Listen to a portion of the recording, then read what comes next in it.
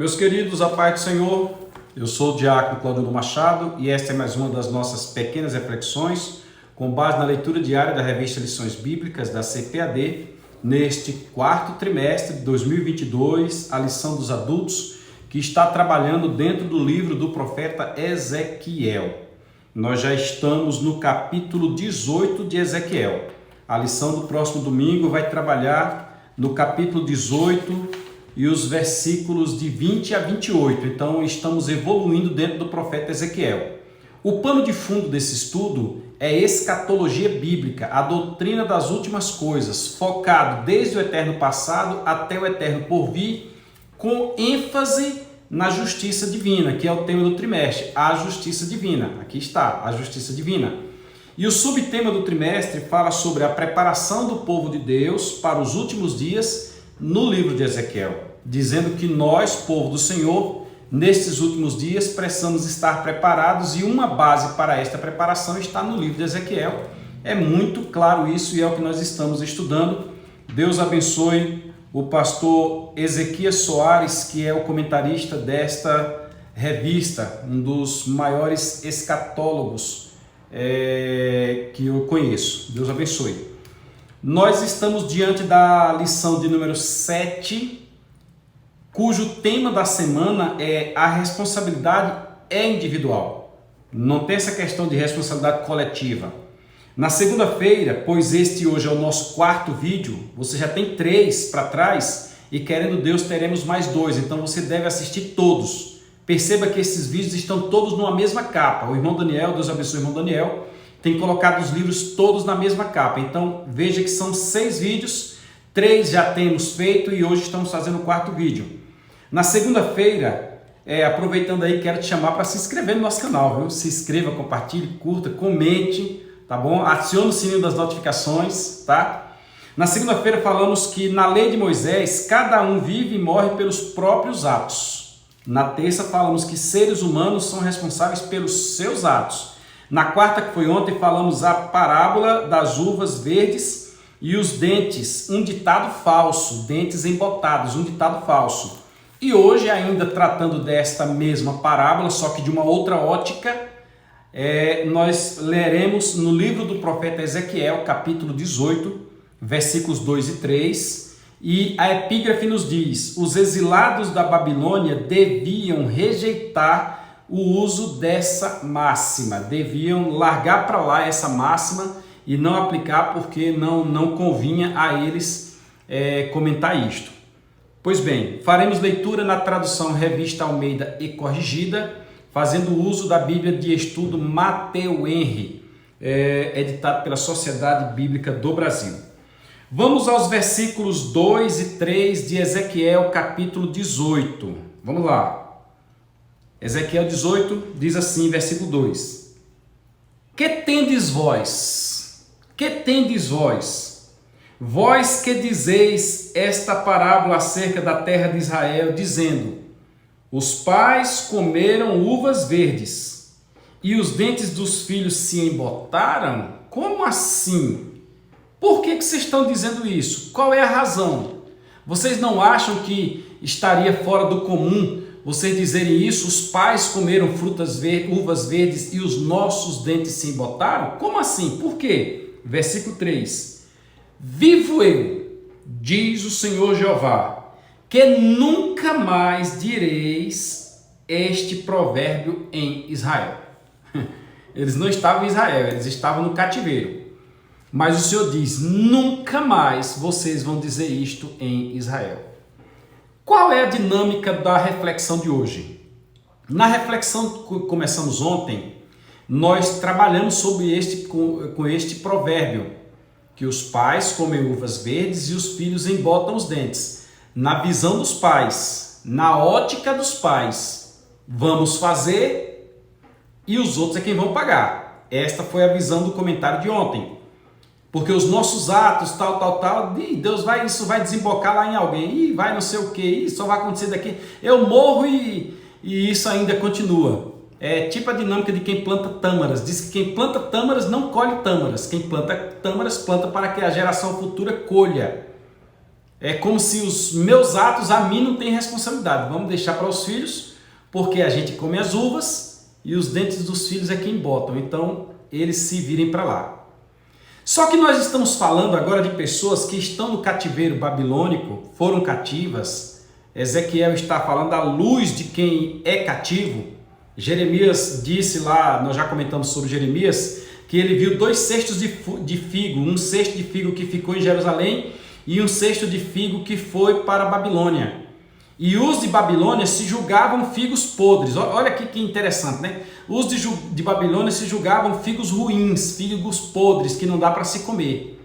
E que os de Jerusalém seriam os figos bons. Aí Deus vem a eles e diz, de forma nenhuma. Eles lá é que são os figos ruins. Por quê? Porque eles foram totalmente destruídos pelo Senhor. Vocês são figos bons, porque vocês vão retornar para Jerusalém.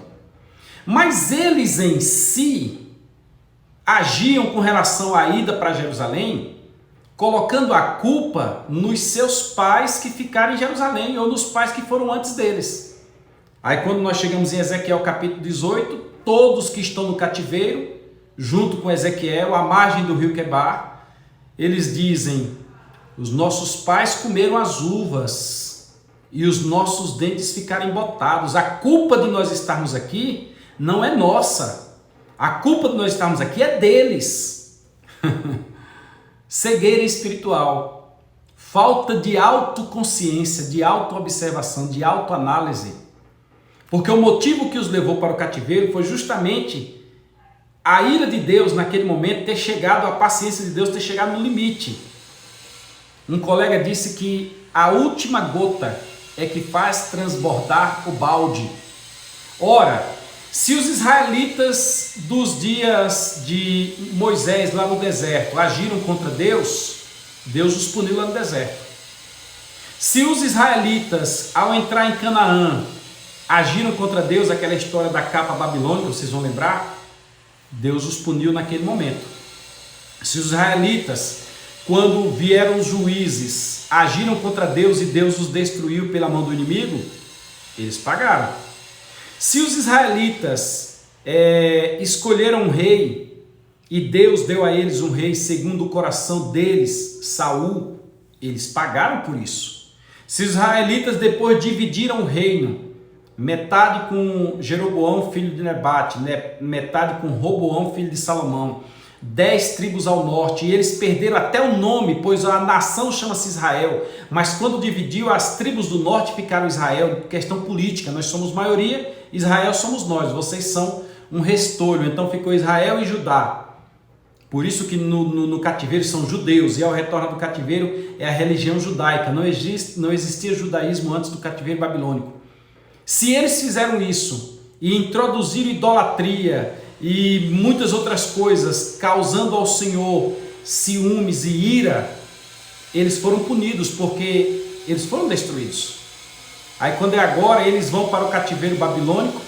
Jeremias é o profeta que diz para eles que eles erraram, que se eles não mudassem de procedimento, eles iriam para o cativeiro. E agora eles estão no cativeiro cumprindo aquilo que Jeremias falou, estão lá humilhados.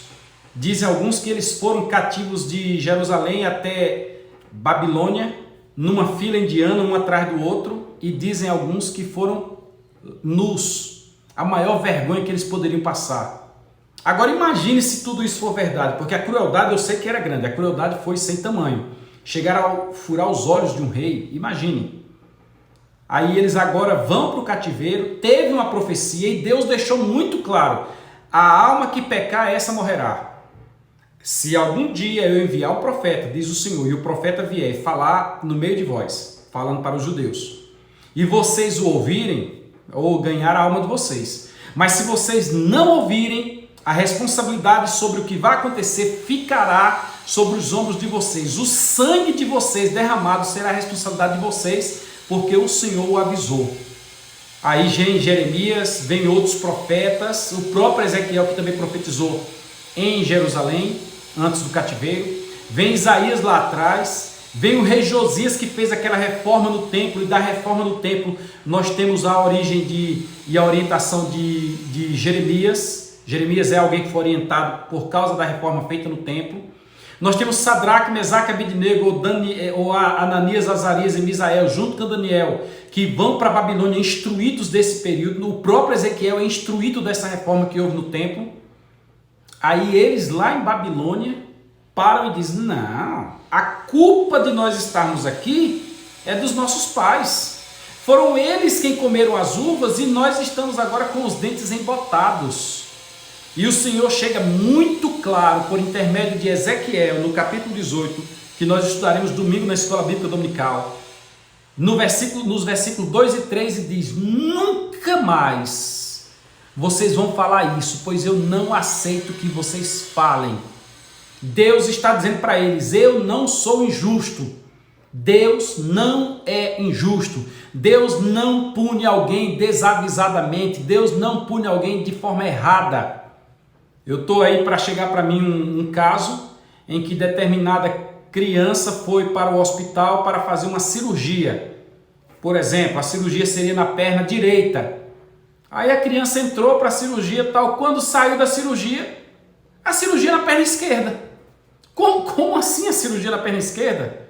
O médico lá na hora, em vez de olhar o raio-x assim, olhou o raio-x ao contrário e a perna é a esquerda e toma madeira. E o médico errou. Mas Deus não erra. Deus é igual um míssil teleguiado, ele sai no caminho certinho e acerta o alvo sem ter erro. Quem erra somos nós que pecamos. E pecado é justamente errar o alvo. Deus não erra o alvo, Deus não erra a pessoa, Deus não tem erro do tipo, Deus não tem erro de forma, Deus não tem erro de pessoa. Deus acerta detalhadamente. E o povo que foi para o cativeiro, não foi para o cativeiro desarrazoadamente, foram para o cativeiro porque receberam inúmeros avisos, o Senhor dizendo, arrependei-vos, mude de atitude, não é dessa forma, e eles continuaram. Se tivesse ouvido Jeremias e não tivesse ouvido um profeta falso, né, aquele profeta que disse, né, por onde é que passou o Espírito do Senhor a ti, que não falou comigo primeiro, e foi lá e tome murro na cara de Jeremias. Se eles tivessem ouvido o profeta Jeremias, servo do Senhor, homem de vida íntegra, homem dedicado à obra de Deus e ao seu ministério, eles não teriam ido para o cativeiro babilônico. Agora estão no cativeiro, a coisa aconteceu, os avisos, tantos que surgiram, não foram suficientes, e agora vem a reclamação, a culpa é deles, é dos nossos pais, que comeram as uvas verdes e os nossos dentes embotaram. Como é que está aqui os nossos dentes? Porque não é assim. Deus está dizendo, nunca mais vocês vão dizer isso. Sabe por quê? Porque a culpa por estar aqui é somente de vocês, é exclusiva de vocês.